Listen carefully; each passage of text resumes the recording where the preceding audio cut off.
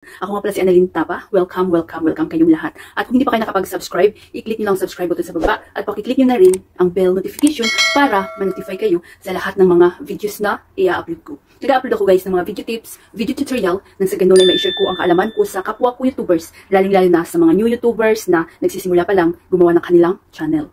Hi guys, kamusta na kayong lahat? So sa video na ito guys, i-share ko sa inyo kung paano ba maglagay ng end card sa inyong mga video. So kagaya din ito guys ng end screen.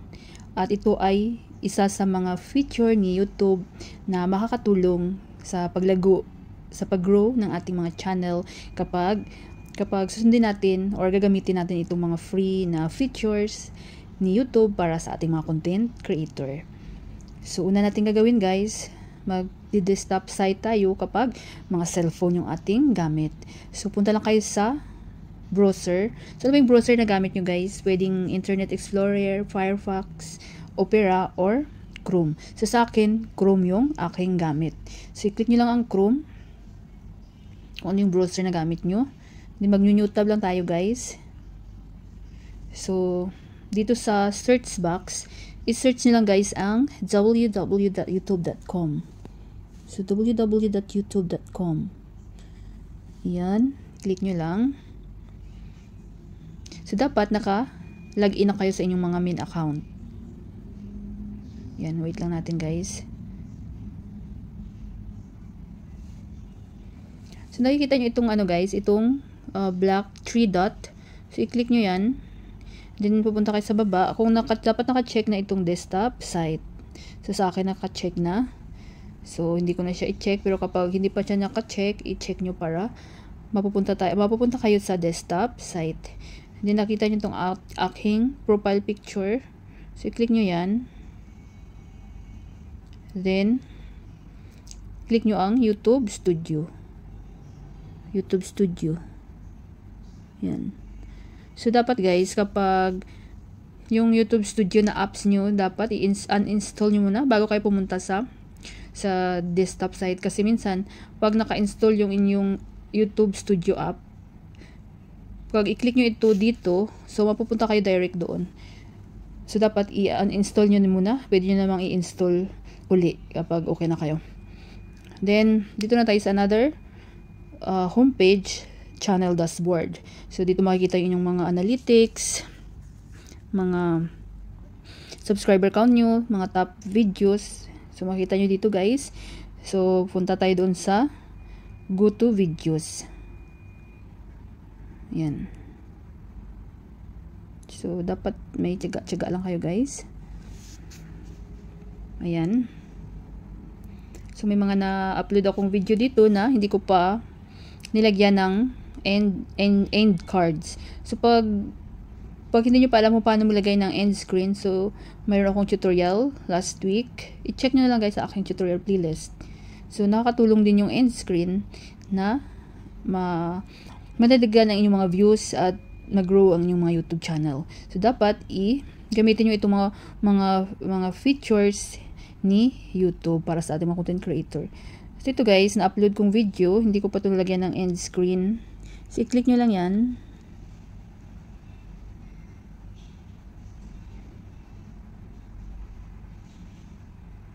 So wait lang natin guys. Ayan.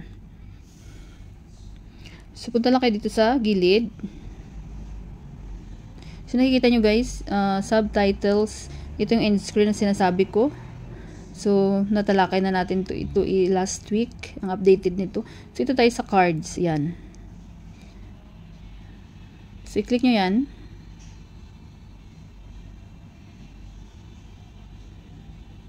So ito yung video na lalagyan natin. So dapat kapag mag-upload kayo ng videos, i-unlisted nyo muna para hindi kaagad siya ma-publish public, para malagyan nyo pa ng mga end screen, ng mga ads kapag monetize na kayo. So para maayos nyo pa yung inyong video. So nakikita nyo ito guys. So may guide dito sa YouTube na depende sa inyo kung sundin nyo ito. Ito after 2 minutes, after 4 minutes, 6 and 7.40 seconds. So depende sa inyo kung sundin nyo yan. So sa akin sinusunod ko lang siya guys. So, sa una, maglagay halimbawa ako dito ng end screen. So, i-click nyo lang tong video. Wait lang guys. So, i-click nyo lang tong video. Itong end screen guys, ito yung kapag may napapanood kayong video sa akin or sa ibang mga content creator na sinusubaybayan nyo, pag may lumabas na link sa taas, kagaya nito guys, ayan, ang tinatawag na end card. So, kapag i-click nyo yan, so mapupunta kayo dun sa another video. So, kaya kapag gusto nyo i-promote yung inyong video sa inyong mga viewers, so, maglagay kayo ng end card. So, kapag interesado manood ang mga viewers nyo, i-click nila tong link na to at mapupunta sila doon sa another videos nyo. So, bawa ito, ayan. So, mayroon na yan siya. Then, namumove siya guys. I-ano nyo lang to, galaw-galawin nyo lang, gamit nyo yung mga daliri. So, halimbawa, dito sa gitna, pwede kayo maglagay. Pero sa akin, sinusunod ko lang to guys. Kasi pangit din kapag masyado ng marami. So, dito. Sundin nyo lang yan, yung guide ni YouTube. Ayan. Tandahan lang. Ayan. Then, add card kayo uli. So, pwede kayong mag-promote ng mga link or playlist. So, halimbawa, playlist ang i-promote ko. So, i-check nyo lang yung playlist. Ayan.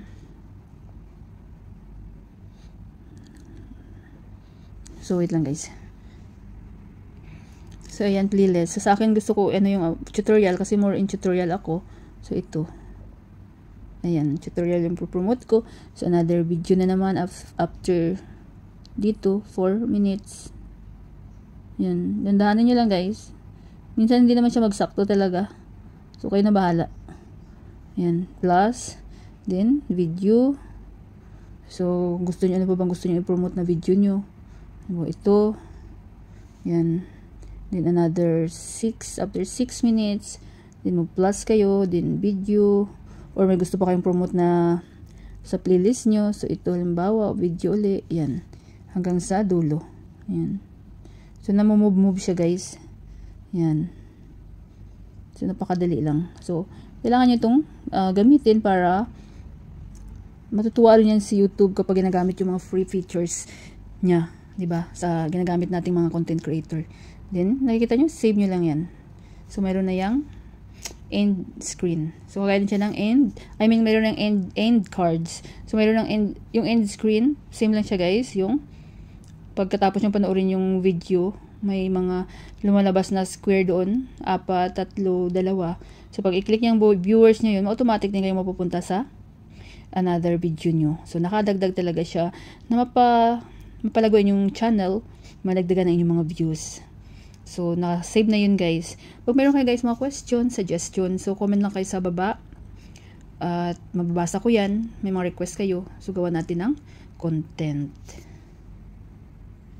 Sana guys may natutunan kayo sa video tutorial ko na ito at maraming salamat sa panonood. Kung meron kayong mga question, suggestion, and request, just leave a comment down below. At huwag niyong kalimutan mag-like, share, comment, at kung hindi pa kayo nakapag-subscribe, i-click niyo lang subscribe button sa baba at pakiclick niyo na rin ang bell notification para ma-notify kayo sa lahat ng mga videos na i-upload ko. Always be happy guys, be positive, avoid nega. See you next time!